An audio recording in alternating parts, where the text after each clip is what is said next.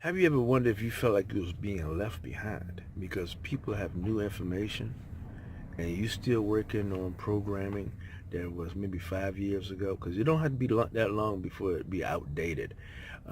One of the things, all the latest research showed that the average person who graduate today, or this year, and then turn around, most of the information they learned 4 years ago was already obsolete because things change so much. But not only imagine if you're living with outdated information, think about if your thought processes and everything is outdated. I mean, really outdated. I mean, outdated, not to the point where it's morally destructive, because morals and God's principles never change. That's never change. I don't care what laws that you might put in place to free stuff up. Those laws will never change. And those principles will never change. But information to function, information to not only get by, but actually to thrive.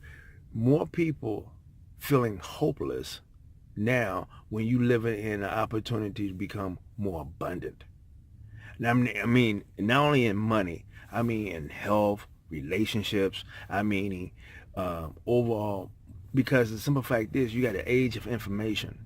You have the information, but the point is, do you have the drive to take the information that you digest and turn it into something that you can actually help someone else with, and also not only help with someone else with, but help yourself? A lady got upset with me today because I told some of the people she was talking about they building all these hotels and everything else, and in the homeless population. I'm like, believe it or not, you got about a good 90% of the people who are homeless want to be homeless.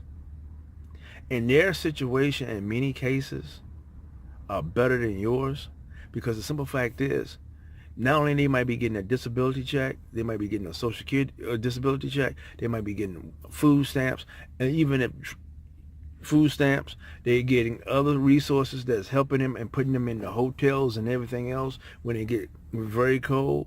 At the same time, they're on the corner panhandling, and the average person on the corner is getting anywhere from $75 to $100. Now, that's what they told me. Because when I deal with them, because I'm in the transportation business, I see every gamut of the population. That population have money, and in many cases they have a lot of money.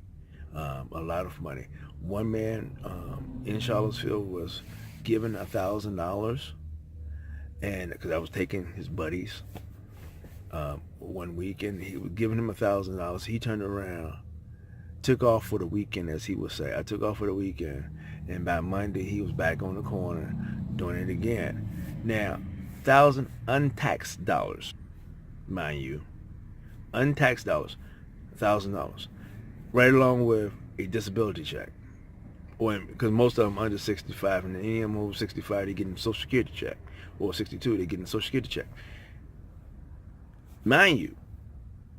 Okay, this is what people are doing, and I mean, and they have a strategy in getting what they want, and they do. They live the lifestyle they choose to, but by far means they are not as destitute as most people try to make them out to be.